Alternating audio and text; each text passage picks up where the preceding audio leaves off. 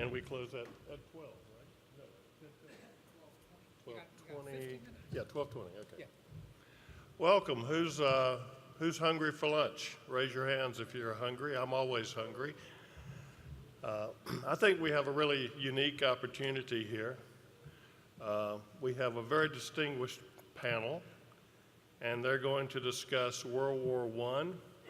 Now, contrary to some of the rumors going on here at FreedomFest, none of these men actually fought in World War I, okay?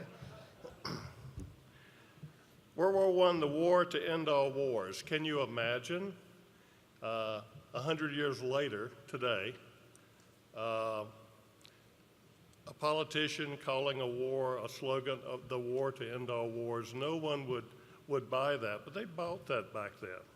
And I looked up today what was happening today 100 years ago in the war. Well, the war hadn't really quite started.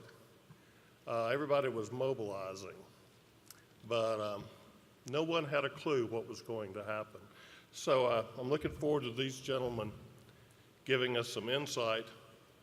First, I'd like to introduce Dr. H.W. Browne at the second here. This is his first visit to FreedomFest.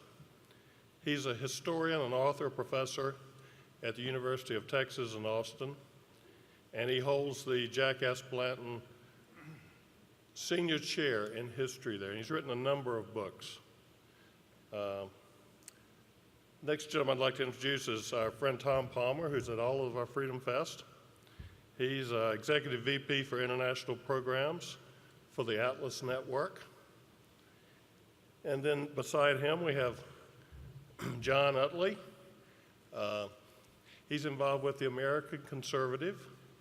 How many of you have looked at your American Conservative magazine that was in the package? Okay. And last but not least, we have John Browne, Senior Market Strategist with Euro Pacific. Now, most of you have probably seen John on TV, CNBC, etc.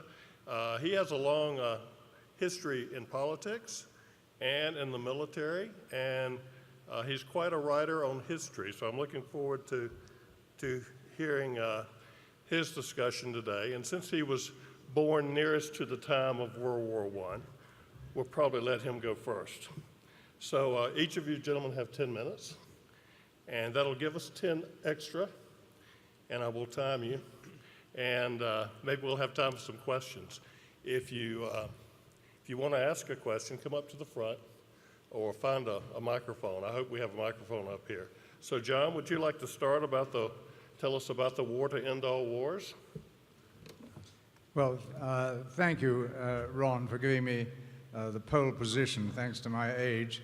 And I actually did serve in the Grenadier Guards, which was one of the first two British regiments to engage the Germans on the British front in the First World War.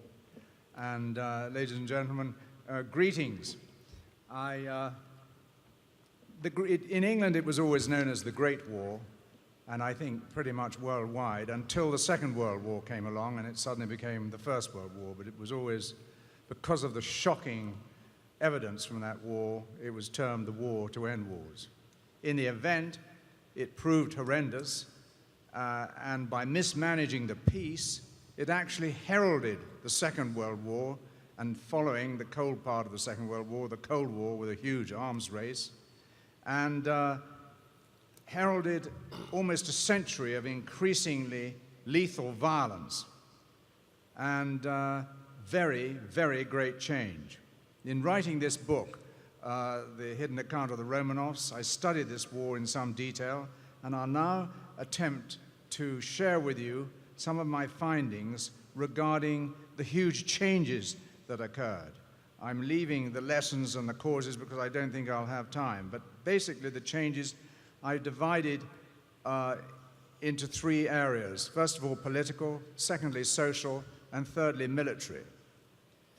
Politically, one saw an age of empire transferred into an age of self-determination and nationalism. It proved also that in the long term, in a long war, economic power is superior to military power, and was a costly lesson for Germany and has been even in the Second World War. The First World War was the first to involve the raising of funds by increases and the introduction in America of that dreaded words, income tax, to finance the war.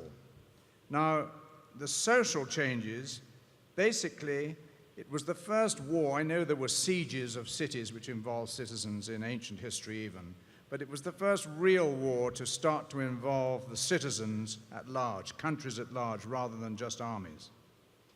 And it saw, in Britain at least, and I think in many other countries, an extremely rich upper class replaced by a fairly rich middle class.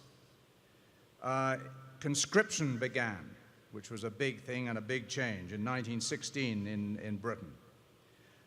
Women entered the workforce, was a big thing socially in Europe and I think in America too. And of course this heralded women having the vote, firstly in England and then in the United States, strangely enough, because normally America's way ahead of Britain in these respects. And finally, in terms of social things, I think the carnage of the First World War was so dreadful. In one day alone, on the first day of the Battle of the Somme, which lasted some 5 months, the British lost 20,000 dead on the first day and 40,000 wounded. There were 17,500 casualties in the first 13 minutes. 60% of all the officers who went into that assault were killed. That's why the lost generation. And in looking at some of these war cemeteries like Tyne Cot, where there are roughly 20, in the British cemetery there are roughly 12,000 graves. But the really shocking piece is that 8,400 of those graves are unidentified. These were people who were blown to bits, eaten in the no man's land by rats and even cats, and just died and decayed, and all identity was lost. This is the really shocking thing, and it left a tremendous awareness in Britain of casualties, and it affected our tactics and even strategies ever since, that no longer could you just throw soldiers into battle. There was a tremendous awareness, social cost in terms of the government and everything else, and support for the war and the casualties. Finally, the military changes. First of all, the importance of trench warfare, of trenches, was exemplified. The two areas of mobile war in that battles, the beginning and the end in 1918, had the worst casualty rates, basically because of the machine gun. It saw, and therefore, we saw the introduction of the tank to try and level the battlefield between the infantry and the tank, and of camouflage, the introduction of camouflage. And by the French, the introduction of steel helmets. By the French also used gas for the first time in war, tear gas. The Germans used the first poison gas in the war. And then we saw the introduction of barbed wire, of tracer bullets, of mines, and the recognition, the beginnings of the effects of shell shock and the eventual, long drawn-out recognition of shell shock, that it wasn't cowardice in the face of the enemy, and now post-traumatic stress. In terms of the air war, the interrupter gear on the propeller that allowed a machine gun to fire through the propeller allowed the original Scout aeroplanes, which are identified in my book here, the hidden account of the Romanovs.